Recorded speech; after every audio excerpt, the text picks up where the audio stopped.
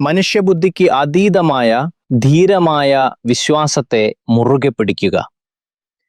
എൻ്റെ വിചാരങ്ങൾ നിങ്ങളുടെ വിചാരങ്ങളല്ല, നിങ്ങളുടെ വഴികൾ എൻ്റെ വഴികളുമല്ല എന്നു യഹോവ അരുളിച്ചെയ്യുന്നു. യെശയ്യാവ് 55:8.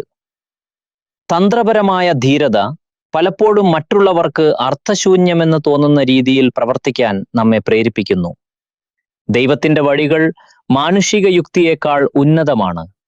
നാം കേവലം യുക്തിയെ മാത്രം ആശ്രയിക്കുമ്പോൾ ദൈവത്തിന് നമ്മുടെ ജീവിതത്തിൽ ചെയ്യാൻ കഴിയുന്ന കാര്യങ്ങളെ നാം പരിമിതപ്പെടുത്തുകയാണ് ചെയ്യുന്നത്. യുക്തിക്ക് വിശദീകരിക്കാൻ കഴിയാത്ത വാതിലുകൾ വിശ്വാസം തുറക്കുന്നു. ദൈവത്തിന്റെ വഴി അസാധാരണമായി തോന്നിയാലും അത് പിന്തുടരാൻ ധീരരായ വിശ്വാസികൾ തയ്യാറാകുന്നു.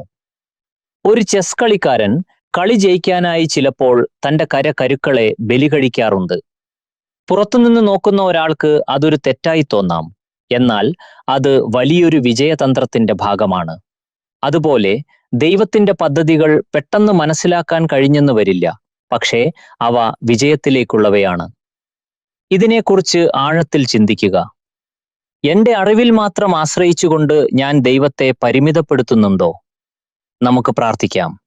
പിതാവേ, എന്റെ സ്വന്തം വിവേകത്തെക്കാൾ ഉപരിയായി അങ്ങയുടെ ജ്ഞാനത്തിൽ വിശ്വസിക്കാൻ എന്നെ സഹായിക്കണമേ.